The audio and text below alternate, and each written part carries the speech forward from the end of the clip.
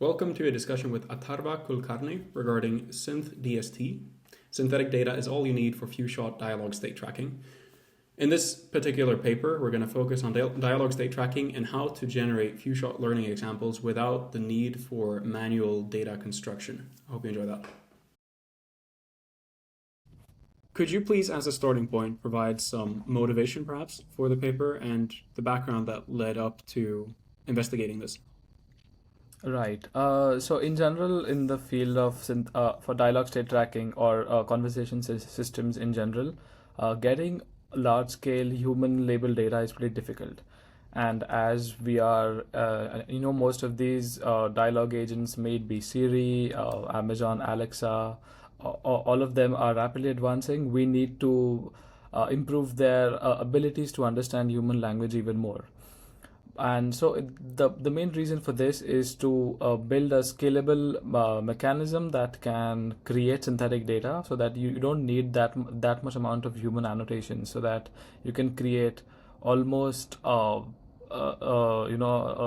large number of labeled data points, so that you can train your models or do few shot learning or do various things with it without really needing any human effort. Mm-hmm. If we're talking about dialog state tracking in general to begin with, what is, generally speaking, the training procedure that you're interested in there? So normally, if we're just talking about LLMs like ChatGPT or whatever, you would have a pre-trained model that's trained on a large corpus, and then you would interact with that directly, but that's not quite what we're doing here. So could you please elaborate a little bit on dialog state tracking and where that fits into the larger picture? Right. So dialogue state tracking is kind of a very important part of task-oriented dialogue systems, where the main aim is to extract the intentions of the various users by mapping them to like predefined slot value pairs in your domain schema. So what you want to exactly gain is by looking at the figure 1 is what is here. You have an example where yeah, thank you for zooming in. Yep, So sure. we have a kind of a virtual agent, which is, for instance, on the image on right is asking you what is your preferred location, and then the user is responding that location is not really a priority. It could be a hotel or a guest house, and either way is fine. So here we get to know that the main information from this dialog snippet is that the user does not care about the area where the hotel is or the type of the hotel. And to get this into a structured format is where dialog state tracking comes into the picture. So the orange colored box at the bottom of the image is what are the dialog states of the dialogue. So the main task is to extract these things, and as you said that in general the way in which NLP is going ahead right now is you have a large pre-trained model which is trained on a huge corpus of data, and then you do few-shot learning on it. So for dialog state tracking, the paradigm remains the same. The paradigm kind of remains the same, where you give examples of these dialog snippets to the model as your few shot examples, and then you expect your model to give you a better state for your test example. Mm-hmm. We will get back to this point, I think, later in the paper, but these templates that we fill out, and like these dialog states templates, could you elaborate a little bit on how those are chosen? So in a general setting like this, how do you go about picking a template for a discussion? Right. So dialog state tracking is not an open-ended task, as of at least in most cases. So it is mostly followed in task-oriented dialogue systems, where you have a certain aim for your virtual agent. We can take example of, let's say you go to some flight booking system, and then you have some questions about it. So you have a chatbot with which you can interact for it. So basically the aim here is to either book a flight, reschedule a flight, or ask more information, or update your flight, or talk to an agent. So it's like the scope is pretty limited, and these are the settings where dialog state tracking is used. So you always have a predefined schema. So as I gave the example of flight booking, so in this setup you have the state schema would have flight update, flight cancel, or flight book, or talk to an agent. These will be the state dialog state tracks. Okay, and they would all be available at any given point in time, or is there some dynamic Right. component to the schema? I think it's mostly available at that time, and if the query is not in the scope of the schema, then it's probably a generic message that do you want to talk to an agent who can help you out and stuff Okay. like that. Okay, but to your awareness, there are no real applications or papers that you've seen where the schema is allowed to change during the course of a discussion, but it's really anchored to one specific schema in most of the applications. I think schema can be updated if your scope is large enough, like a model, like for instance, for Apple and Amazon Alexa, they have a lot of applications, and it's really more going more and more towards a more open-ended setup. So in that case, the schema is dynamically evolving. So yeah.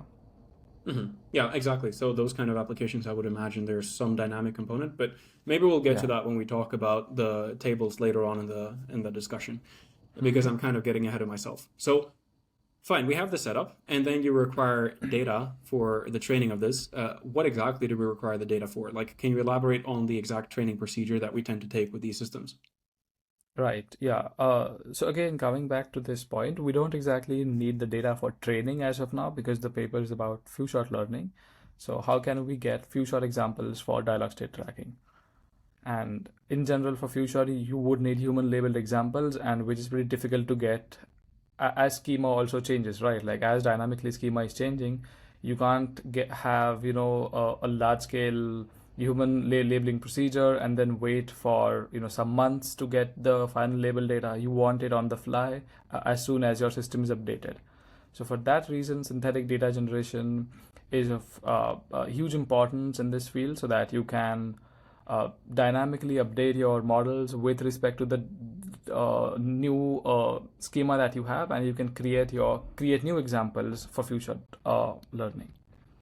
hmm If we're talking about other research in the same space, Mm-hmm. how what are the current approaches that people have taken to try and generate data for these systems? Because I'm guessing you're not the first to attempt this kind of Right. data generation, but could you elaborate on the high level challenges in doing so and why this is still an open problem? Yeah, sure. So, most of the previous works that have been done in synthetic data generation, especially for dialogues, has been centered around like some amount of human involvement in it. Like, either you have a large amount of seed corpus that you use and then modify that using an LLM, or like you have some naive approaches to generate the data, but then have a second layer of humans going over the data again and refining the process. And so basically a lot of human component is involved still in to create good quality synthetic data. So our main goal was to how can we minimize human involvement and get data in a more like by just using LLMs per se. hmm Okay, let's transition to the solution that you have. So, if you wouldn't Mm-hmm. mind, I would like you to introduce SynthDST. I guess that's how you pronounce it. Yeah. And then I'll scroll down to the figure here in the meanwhile. Yeah. Yeah, so the basic idea of SynthDST was again to minimize the human component in synthetic data generation and try to get LLMs to do most of the things. So what we see is like a five-step procedure to create synthetic data. Uh, so first we start with a domain schema. So as I said earlier, that DST, the kind of DST that we are focusing on right now is task-oriented dialog systems where you have a predefined domain schema for the task at hand. So in this example shown in figure 2, you can see that the domain schema is of a taxi booking system where you have different slots as taxi's departure time, taxi's arrival time, or what is the taxi's final destination. and it can take various values as given in the example. And then comes the second step is dialogue structure synthesis, because we want to have a structure to the dialogue, that it can't be any like any sentence from the system and any random sentence from the user. So you need to have valid transitions. So that is taken care in the second component. And in the third Can you component, elaborate? Sorry to interrupt, but could you elaborate a little bit more on what you mean there with restricting the kind of sentences that the system is able to generate? Right. So I'll give you a brief example of how few-shot learning happens for DST. So the thing is, you give like historical context, that till now what has happened in the dialogue, and that is established with this history component. If you can see in the yellow colored tab, and that is basically, and to some and conversations can be lengthy, right? So and the language models are not able to process information that well if you have a very long context. So in order to condense the context, you just summarize your dialogue history in terms of the dialogue state at that point. So from here we can know that, okay, the information is that the taxi is departing from a certain destination and is going to a certain destination. That is what we've established from the history. And then we want to create a synthetic dialogue between a virtual agent and a user based on this history, that, okay, what could be the possible follow-ups based on this history. In the example given in the yellow box, we see a valid transition where the next setup is the system is requesting information as to when should the taxi leave from the place, and then the user is giving information that it should leave at 3:15. So this is a valid transition. But let's say an invalid transition would be a system is requesting information about, again, at what time it should leave, but the follow-up or reply to it would be about booking a taxi to a different destination, or like just thanking the system and things like that, which are kind of an invalid transitions. So for that reason, we need to define a valid set of transitions. So yeah. Okay. I think in the somewhere down in the paper we also have a table of valid and invalid transitions to see which do you want ones us to look at what. that? Do you want me to look at that now, or do you want to wrap up on the other steps? Yeah, we can wrap up and then dwell deep into each of these components. Okay, cool. Okay, yeah. So in second step, we get this kind of an dialogue skeleton per se that we have of what is the history and what is the system going to ask and what a user might respond, and what would be the final dialogue states based on that. So now we need to transform this structured information into free-flowing textual information. And so what we observed is that if we give this information to an LLM and ask it to create free-flowing dialogues, then it wasn't that capable at that point. Like when this paper came out, the best model out there at that time was GPT 3.5 Turbo, and it still was making a lot of problematic errors. So the next thing that is seems valid is to transform these structured information of system acts and the replies acts to a template. So we define like a predefined set of templates, which is like about 20 templates, which are very which can be applied to any domain as well. It's not just for, let's say, the taxi booking system. It can be applicable to various other systems as well. So having these templates, you transform these structured information into like a templated response, and then ask the language model to make it more natural and free-flowing, because you don't want all the examples to look the same. And then finally is to again make it more natural is an optional step of LLM based paraphrasing, where you ask it to make it even more different and transform it to more human-like sentences. So we can see that from in the beginning we just had the domain schema in the first box, and in the right on the green box we have the final sentences, which is like a system user dialogue, or like just a one-turn dialogue. Mhm. Okay. And so the template response generation here is the immediate step after the dialogue synthesis, meaning that you don't actually generate the free-flowing text before you apply the template, if you see what I'm saying. So my initial take on the explanation you gave is that you provide free-flowing text from the dialogue structure synthesis, and then you apply that to a template, but really it's the other way, or really you start with a template. So you have the synthesis Right. first, directly feed that Yeah. into the template, and then from that try to extract text as a second step. Correct, yeah. So to the first step in the entire setup is to first build a domain schema, that's the orange box, and then is to build certain general purpose templates by looking at the domain schema that we have. That Mm-hmm. these are the schemas that we have, so the possible dialogues could fit into this template, and we try to make it as general as possible. So we just used about 20 templates across 5 schemas like in the data set that we had, and previous works had used about 100 plus templates. So yeah, so the template generation is the only human component we have, and that just like generating 20 templates doesn't take that much time. Mm-hmm. Okay. And realistically speaking, with more powerful recent LLMs, you ought to be able to cut out the last step altogether. Yeah, Yeah. yeah. Is there any other step here that you think might become um, well, unnecessary given the computing power that we're seeing? I think even the template generation might become obsolete in the future if you prompt the model in the correct way to convert the this structured information that we have in the yellow box into a more free flowing information. Uh, Mm-hmm. because the scope of this project was kind of limited because it was my internship project. We had to do it in like 2.5 months, Mm-hmm. so that's why it was also limited in its scope and time.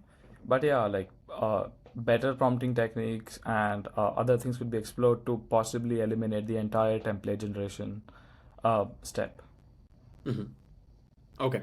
Let's talk about the dialogue structure synthesis and also the creation of this domain schema, because I think those two are the most like the ones that we can shed the most light on, I think, in terms of process. Yeah. So given that we were talking about the dialogue structure synthesis, let's continue on that track. So we were saying that we want to restrict the potential responses, etc. And we can scroll down actually the tables maybe and have a closer look at those ones as well. If you could elaborate in a bit more detail on how exactly we do that and what the design choices are with regards to the tables that we're seeing on screen here. Yeah, so table one is the table that I was referring to for the second step, which is like a coherent set of system user intents that we have, which are compatible with each other. So we can take any random example from here. So let's say the system intent is to recommend that it is recommending a certain hotel or certain taxi route for you. And then what a valid user intent for that would be to select that route or request more information on it or update your prior preferences. And a kind of a wrong transition here could be just when the system is recommending certain information to you, and then you just ask the system to book the taxi. But hey, which taxi will it book? Because it is asking you a recommendation out of many choices that it is giving you. So that is a kind of invalid transition.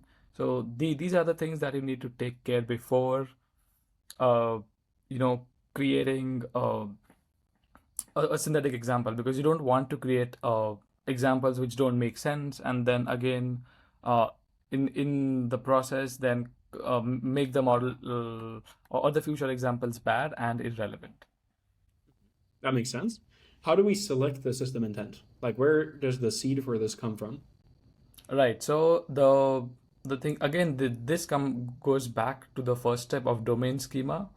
So every in task oriented dialog systems, for especially dialog state tracking, you always have a domain schema uh, Mm-hmm. to begin with. Like there are linguists and other people who do research on conversational systems that provide you with domain schemas as to okay, if you want to have a conversation about taxi booking or hotel booking or any of those things, and these are the kind of things XYZ that need to be taken care of. So a person can start the conversation, then inform its details about what it wants about the uh, from the booking system, and then in turn the system should recommend him various options, and then also do the actual task of making a booking or canceling a booking or updating a booking, or telling that a booking is not available anymore.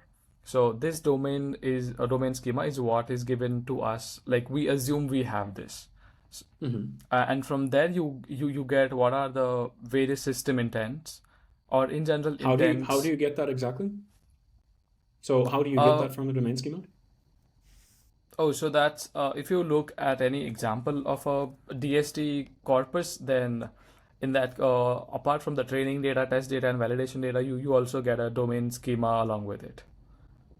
That's clear. At So your we, hand. we have a, yeah. So it's clear that we have a domain schema akin to this. My question is, how do we go from this domain schema to a specific intent? So we have a Oh, I system see. intent here, and where in the domain schema do we get the information of what system intent to pick from the table that we were looking at? Right. So domain schema also comes with dialog acts. So what are the possible dialog acts? So those dialog acts are essentially what is there. You can see in the yellow box or the table 2. So request and inform are the dialog acts here, or request more are the dialog acts. So you get an exhaustive list of dialog acts, and from there you can pair up what are the valid transitions between different dialog acts. And this set of dialog acts or system acts, how is that generated exactly? Is that randomized at the time of trying to create more synthetic data, or? Yeah. Okay. So we Okay, just so create a mapping, and once that mapping is done, while creating the example, we just randomly select an intent which you want to work on, and then we already have the mapping for it. okay, so you're saying the What would be the mapping is follow-up essentially mapping? table 1 here between Yeah. the system intents and the user intents. And Yeah. from the system intents here, you simply have a uniform random distribution where you pick Right. different system intents in the generation of the synthetic data. Yeah. Okay, perfectly explained. So good. Let's talk about the other 2 tables here as well. So we have a system intent, we get a user intent from that, and how does that relate to the dialog acts and templates here? Right. So once we have them, then the next step is to convert this kind of structured information into the free-flowing information, and the intermediate step is of template generation. So table 2 and 3 gives like a random subset of templates that we have for system and users respectively. So let's focus on table 2 as of now, because system turn is what comes first. So if we take a look at the dialog act as recommend, and DSV here stands for the domain, the slot, and the value. So domain being like taxi, hotel, and any of these things. So a valid template for it would be, I would suggest let's say, hotel with then the slot could be a price, and value could be cheap, like that. So a recommendation would be based on your preferences. I would suggest a cheap hotel for you, or like a hotel in the center of the city where the slot is area and value is center of the city. So we convert this like structured information into a rather more free-flowing information. Let's quickly pause it there and then go up to this one to see an example of where we would do that then. So you're saying essentially it's in the population of this step right here. I hope you can see my cursor. Correct. Yeah. Okay. And these ones do appear quite free-flowing, more so I would say than what appears to be the case from the template from the template here. So if we're saying that S here is price, and then, this is price, and here is the actual value of that price, then you would have a sentence where, like, assuming you just plug in the values here, it wouldn't exactly be free-flowing text. Are we simply populating this template with 3 string values, let's say, for the different quantities that we might be interested in putting in? Or is there something more to it, given that these seem to be a little bit more free-flowing? No, it's really just like that. So if you can just zoom in here as well, you can see that the system template says that what taxi leave at are you looking for. So leave at is not a valid word, but it is the dialog act. that we have. Mm-hmm. So it's just Okay. putting values in there, and so for each template also, to make the responses also more natural, we have 2 to 3 templates for each of these transitions. I think 2 Mm-hmm. templates, yeah. Okay. Okay, very good. And then I suppose we have in the user template responses pretty much the Right, same idea, or is there right. anything worth highlighting in terms of differences between these two? Oh, no, not really. It's like the same thing. Like if you consider the example of no book, which states that I don't like that the user does not want to book the maybe hotel or taxi or anything, then the a valid template would be no, don't book the taxi for destination uh, like the train station, something like that. Mm-hmm. As far as the values are concerned, so I'm talking about the parameters of these templates, Mm-hmm. where do we get those from? How do we generate them? Right. So the both D is we know beforehand that okay, we are doing it for some domain or not, and then Okay, S the and domain V is are always, sorry to interrupt, but the domain is always static then for a particular application, or do we also alter the domain within, like what exactly do we mean when we say domain? How general is that concept? Because arguably you could say the domain is taxi reservations, but then it will always mm-hmm. be the same for all the synthetic data that you're trying to generate. Are we Right. keeping it as a static attribute, or are we saying that it's a bit more detailed than that? It so in our study we used about 5 to 6 of those domains, because the end task corpus that we uh, had these domains in it, and we had information about these domains. So yeah, it could be like as of now, then you can consider them as static. But yeah, if you want it to be dynamic, then another step is to come up with the domain schema for that dynamic topic as well. Mhm. Like right now, if your model is tuned for, let's say, hotel booking, taxi booking, and train booking, but then you want to again have an addition of, let's say, flight booking, which is not there in the schema, then the first reason is to come up with a domain schema for flight booking, because it might also have some other attributes specific to it which are not covered in the prior three domains that I mentioned. Mhm. Okay. As for the other two values, so the domain is clear, Mm-hmm. it's quite general. How do we generate the more specific ones? Again, so slot value pairs are in the domain schema, and then we sample them randomly. Okay. And how many of those would we have in a schema, generally speaking? Because that sounds to me like if we have states and values for all the different user intents Mm-hmm. here, you could have it's quite a large combinatorial problem, potentially at least. Right, Like right. the amount of Pretty system much. intents we have here is somewhat limited, but I would imagine that Yeah, you could have more general applications where this grows to quite large proportions. How yeah. do you go about generating these? Is that something that's user generated and manual, or is it something that's also automated in some way? It's also automated, and the system user intents are at least kind of exhaustive list, where you can have at like 50, 100, or something of that. But Hmm. the slot value pairs are really a lot. Like you can imagine any slot and values that can, like pairs that can take uh, or can be added to the existing schema. So yeah, that was the main bottle. That was kind of a problem, as to that we can't cover the entire domain schema that we have. But yeah, we just sampled at randomly from the domain schema that we had, and yeah. So scale of this was So, not something that was in the scope of the paper. okay. And when you're saying you're sampling it from the domain schema, you're also talking about the slot value pair here. Yeah, So these are, so if I understand that correctly, then there's a hard-coded list of available slots and values defined in the domain schema. yeah. Okay. How is that set generated? That's manual or it's generated automatically in some way? You mean the slot values in the domain schema? How are they generated? Yes, exactly. Because you could, of course, generate a domain schema end to end fully manually and specify all the possible slots and all the possible corresponding values as well. The risk is that as your number of system intents and also templates here in the dialog acts grows, you're going to have an an exponential growth in terms of the number of slot value pairs that you need to hard code in your domain schema, because the slot value pairs might be different, and generally speaking, I guess they would be different for the different templates and different user intents. And so you would need to specify them for each combination of them, and also all values wouldn't necessarily be applicable. Like, let's say I want to book a hotel for minus $10. I guess that's not something you would want to train the system on, or.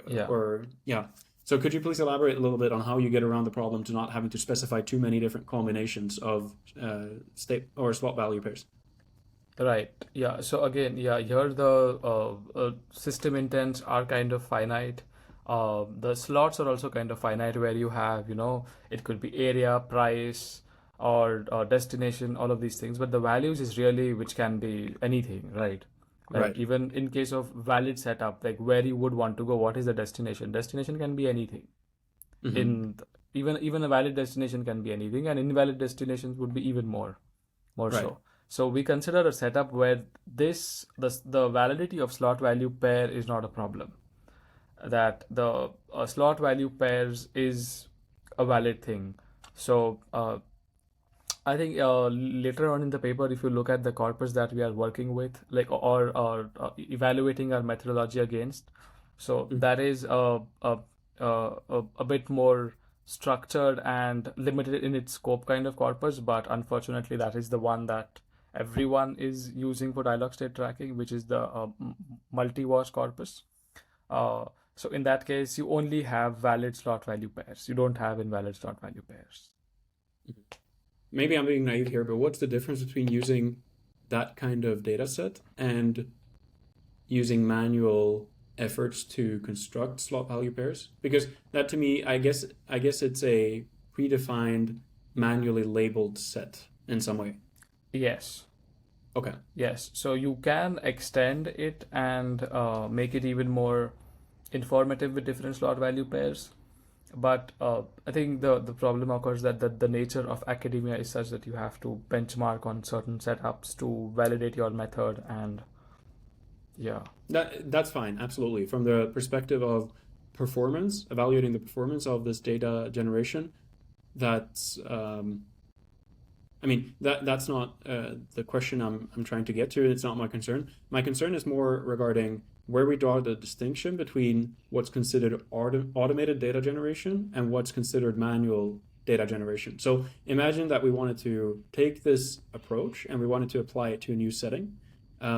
We still want to use the templates, etc., that you've developed, but we want to apply it to a setting where we don't have a prepackaged labeled data set to begin with. Is there any way that we could get a hold of the relevant slot value pairs that we're looking for without relying on a pre-labeled data set? Because from my perspective, that seems like you're almost falling back on doing manual data. Right. Yeah, or providing manual data yourself. So could you please elaborate a little bit on where we draw the line between what's considered automated and what not? Okay, yeah.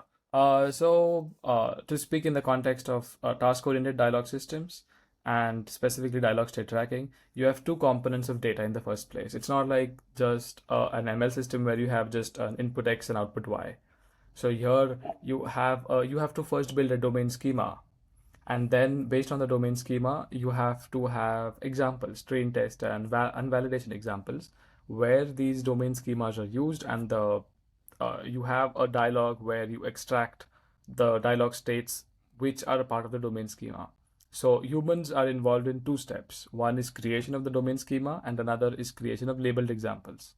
So our work tackles only the latter, that you are considered to be having given the domain schema that you have, but now, because creation of domain schema is just one time process, you don't have to create it every time.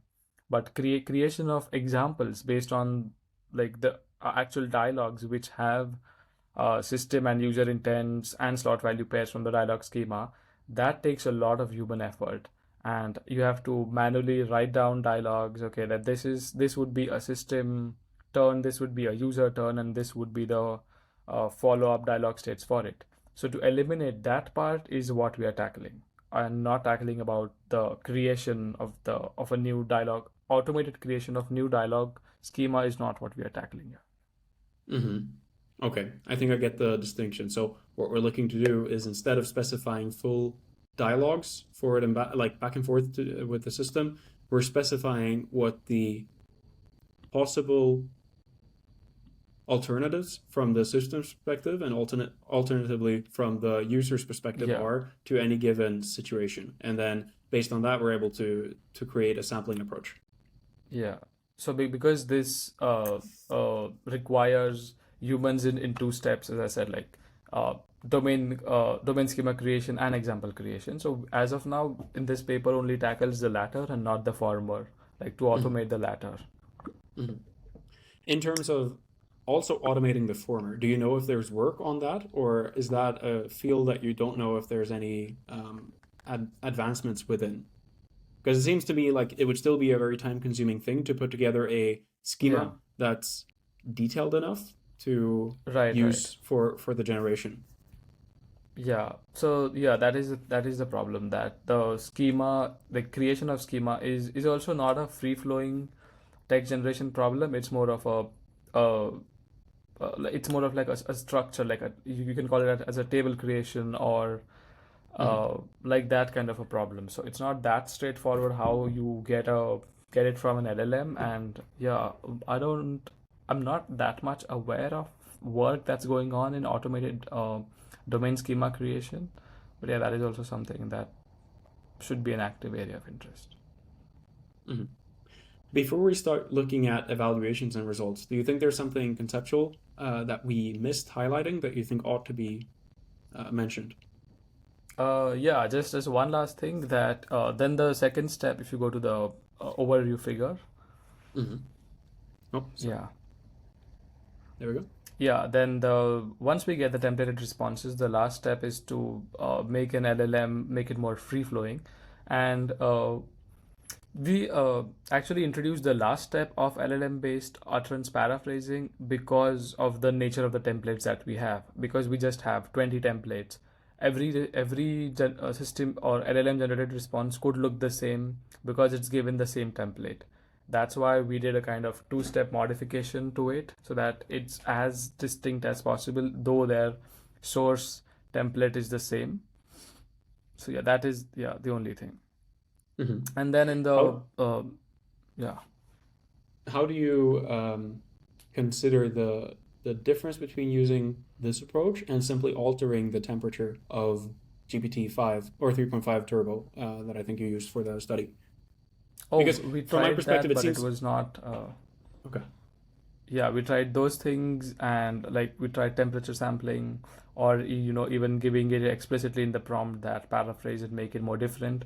Then what was happening is it was jumbling up the information in it and uh, making incorrect sentences. So Okay, incorrect sentences or incorrect information in the sentences or both? sorry, yeah, Like, incorrect information. Like, grammatically correct, but sometimes the information is essentially misinformation.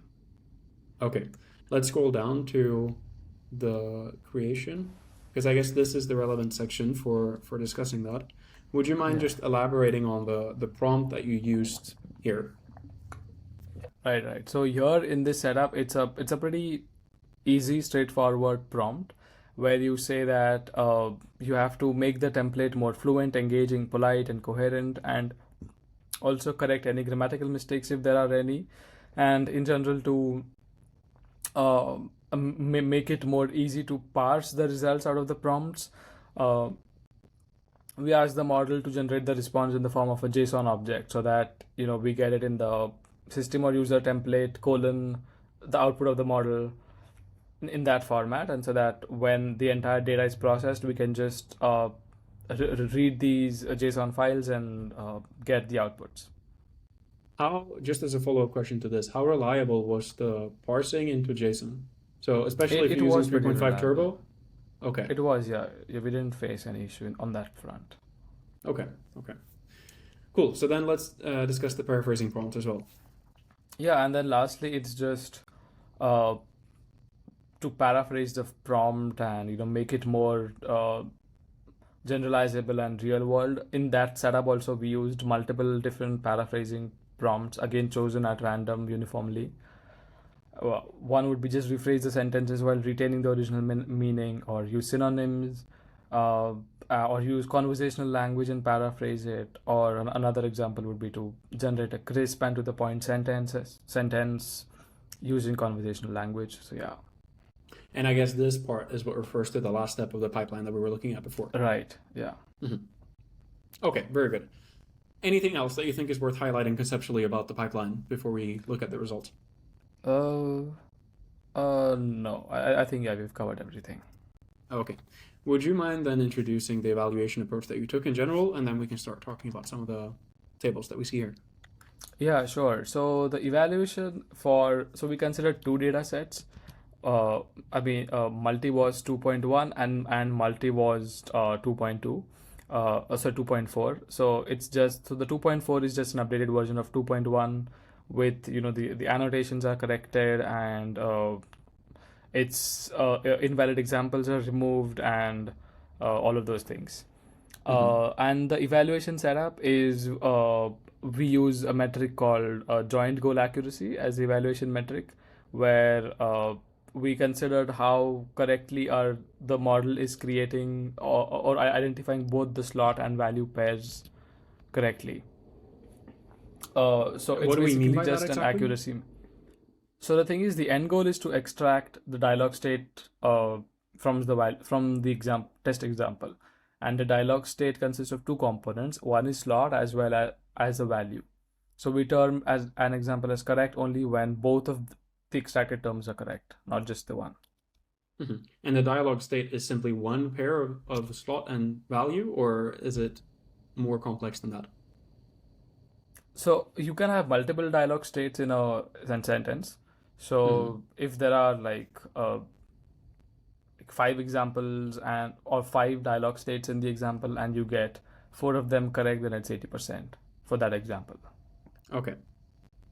Like that. And the slots are also something you're trying to determine at the time of evaluation, or is that something that's given? So you have a reference gold label for it, like what are the slot values in the test example, and then you try to extract those slot values from the LLM at test time, and then you compare those two. How well are both the slot value pairs? Are they exact match or not? So when we're saying the slot value pairs, are we saying that the variable that we're trying to infer is only the value in each slot, or are we saying that it's also the slot itself? It's also the slot. Okay. Yeah, we can go to the first figure one. That might make things more clear. Okay, all the way up to the start? Yeah. Okay. Yeah, so here hotel area don't care and hotel type don't care. So both these 4 things the model has to extract. That the slot hotel area value don't care, and again slot hotel type and value don't care. All of these things has to be generated by the LLM. Okay. And what kind of information does the LLM have about which slots it can pick from? I'm just trying to understand where we place the boundary between information that the LLM is allowed to know and the information that it's not allowed to know. Right. So it's not supposed to know anything. Yeah, it's supposed to know what are the possible slots there. Not the values, but the slots. Okay, the possible ones that we potentially could select. So you have a list, you have a set of possible ones that you potentially could pick from, and the LLM needs to select whether or not any of these have been mentioned more or less or specified in the context of the conversation. Okay. Yeah. And what dictates that set? So how do we determine how many available options there are to the LLM? Right. So we follow a prompting strategy which is exactly similar to a prior work called SynthDST, which was the first paper which did use in context learning for dialog state tracking. So first you have a prompt header which is very general purpose, and then follows it with the domain schema with only the slots, valid slots that are there for this schema, for this domain, and then followed up by the few-shot examples, which are again structured as history, which is, as you can see, your accumulated dialog states like till now, what has been inferred from the dialogue is that the user has chosen a 4-star hotel which has internet.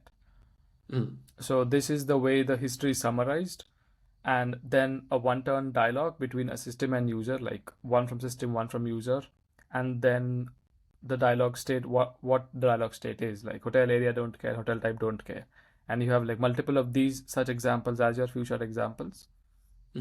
And then at test time, we just have been given the history and the system user dialogue, and the model has to generate the dialogue states on its own. Okay, cool. So then let's go back to the results section and talk about the comparisons that we did between the different models. Is there anything else that we need to say, by the way, regarding the evaluation metric before we look at the examples? Like how do we actually assess the score that we get for a particular model? Oh yeah, so the goal for the particular model, the scores is again done by the joint goal accuracy, as I said, which is just a map between the correctly predicted slot values with the ground truth. And apart from that, we also have so for each of these, like attraction, hotel, restaurant, taxi, train, are the different domains that are present in the multi-was data set. And then the final one, the last two columns are all domain joint goal accuracy and per domain joint goal accuracy. So these are just variants of joint goal accuracy where you consider what is the per domain average and in general average as well. So yeah, and then we compare it with two baselines. One is just zero shot, and another is few shot with random training examples. And but again, in zero shot, we don't mean to be like giving the model no information. In this setup, you again give the model the domain schema information and a static example every time. So that is the zero shot baseline. And random baseline is you, instead of selecting any examples, generally in the naive setup, like to consider a naive setup of in context learning, you get examples which are semantically most similar to your text example. But random would be just sampling from the corpus randomly and getting it.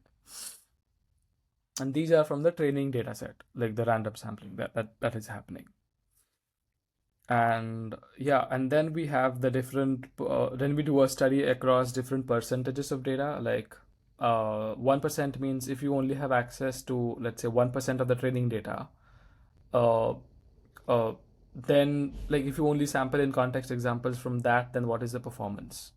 So that is basically your pool of from where you can retrieve examples for in context learning. Okay, so for the 1% one, we would expect more similar behavior across the models, I guess, than for 100%. Like not the models, but the approaches. Right. So to like put things into perspective, the multi-was is around 50,000 examples. So if we consider 1%, that's just 500. So you have to choose your in context learning examples from the 500 examples. And then for SynthDST, what we do is that again, we only generate 500 synthetically generated examples and sample from them. And that is how the 1, 5, 10, and 100% setup progresses. That for 10%, you have 5,000 train examples to choose from and 5,000 synthetically generated examples to choose from. So yeah. Would you mind elaborating a little bit on the most important things to highlight in the table? Yeah, so things to highlight. So one thing is that if you look at the bold numbers, that is the mostly for the train setup, like the train domain, we see that actually synthetically generated examples do much better than not much better, but like yeah, relatively better than training examples, like sampling from training examples. So at times synthetic data could be useful and more powerful than train examples because training data might have some labeling issues which the synthetic data will never have. That is like a guarantee. And in some cases we see, and in other cases we see that the joint goal accuracy is slightly behind the training examples. But again, our end goal is to not beat the training data anyways, because that would be that would be like the end of synthetic data generation research. Like, we are beating humans anyway. So our goal is to beat zero shot and few shot. So yeah, so in most cases you see, if to summarize the results, is the last row where you can see everywhere it's an up arrow. Like, everywhere we are getting better performance than zero shot and random baseline.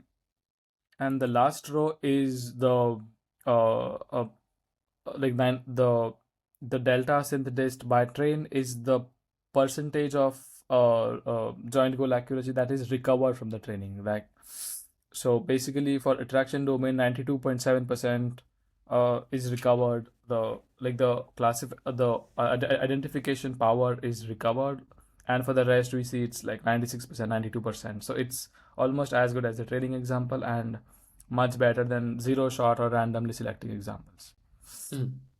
Okay, very good. We only have a few minutes left, so we need to start wrapping up the discussion. But just before we do, are there any parts to this that you think are worth wrapping up with? Any conclusions on topics that we didn't have time to cover yet? And if there are no such topics, if there's anything you think, like any promising direction to take this research further that you didn't have time to do? Yeah, I think one promising future direction would be to not have as the templated response setup, like make it much more free flowing with the current LLMs. That might also be possible. And yeah, in general, how could this be applicable to closed domain, open-ended dialog state tracking kind of setup, because this is still in the closed domain category as of now. So how this expands to open-ended dialog state tracking, that is another interesting area of research. Do you have any idea how it might expand to that? Like, if you were to start an investigation on how to expand it, how would you approach that? Possibly that would require a deep understanding of the task. So give the LLM a proper understanding of how the task works, that you have to extract these slot value pairs, and then in open-ended setup you wouldn't have a domain schema anyways. You would just have you wouldn't have a domain schema because the domain schema is infinite. So in that setup, yeah, I've not thought that much about it, to be honest, but yeah, it's an interesting area. Okay, very good. Then I think we'll wrap up here. I appreciate you taking the time. Thanks a lot for going through the paper. Yeah, I enjoyed it. Okay, yeah, thank you. Thanks a lot.